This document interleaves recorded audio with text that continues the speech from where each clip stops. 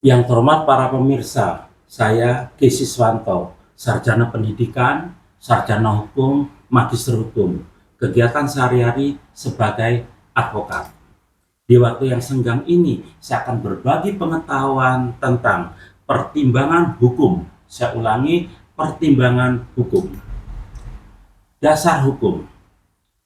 Utama kemandirian dan kewenangan hakim dalam mempertimbangkan perkara diatur dalam satu Undang-Undang Dasar Negara Republik Indonesia tahun 1945 pada pasal 24 ayat 1, yaitu menjamin kekuasaan kehakiman yang merdeka untuk menegakkan hukum dan keadilan.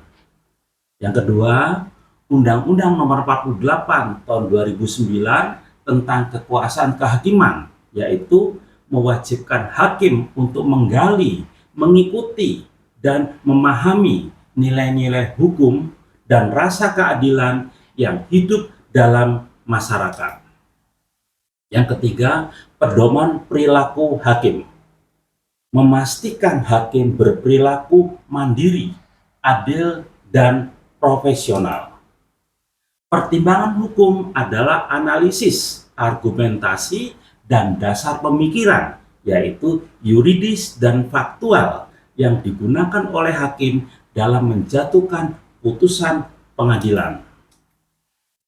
Komponen ini memastikan putusan bersifat objektif, adil, dan dapat dipertanggungjawabkan secara hukum. Dalam praktek peradilan, bagian ini sangat krusial karena menentukan kekuatan dan keadilan suatu putusan. Berikut ini adalah rincian aspek utama dari pertimbangan hukum. Fakta persidangan, analisis terhadap alat bukti dan keterangan saksi yang terungkap selama persidangan, seperti kejaksaan, kepala lembaga negara, atau pemerintah untuk mengkaji legalitas suatu tindakan.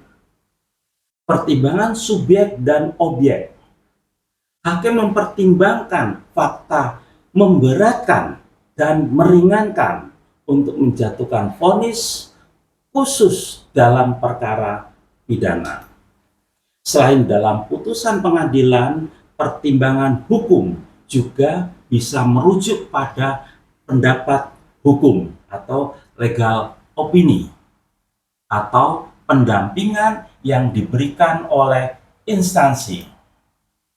Pertimbangan putusan yang disebut konsideran atau menimbang dibagi dalam dua aspek.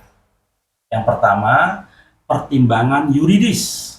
Hakim menilai perkara berdasarkan aturan hukum positif dan fakta-fakta yang terungkap di persidangan, meliputi alat bukti dan barang bukti seperti saksi, ahli, surat, petunjuk, dan keterangan terdakwa atau pihak yang berperkara.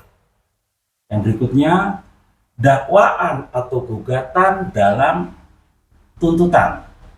Analisis terhadap tuntutan jaksa dalam hal pidana atau gugatan penggugat perdata. Yang berikutnya, fakta hukum. Kesimpulan hakim mengenai peristiwa yang benar-benar terjadi berdasarkan pembuktian di persidangan. 2. Pertimbangan non-yuridis. Hakim mempertimbangkan nilai-nilai di luar undang-undang demi mewujudkan keadilan, yaitu falsafah negara, nilai-nilai kemanusiaan, dan keadilan berdasarkan Pancasila. Berikutnya, sosiologi dan psikologi. Dampak putusan terhadap masyarakat dan latar belakang, dalam hal ini motif, terjadi tindakan pidana atau sengketa. Demikian dapat saya sampaikan, sekedar menambah wawasan. Adapun kekurangannya, saya mohon maaf yang sebesar-besarnya. Terima kasih.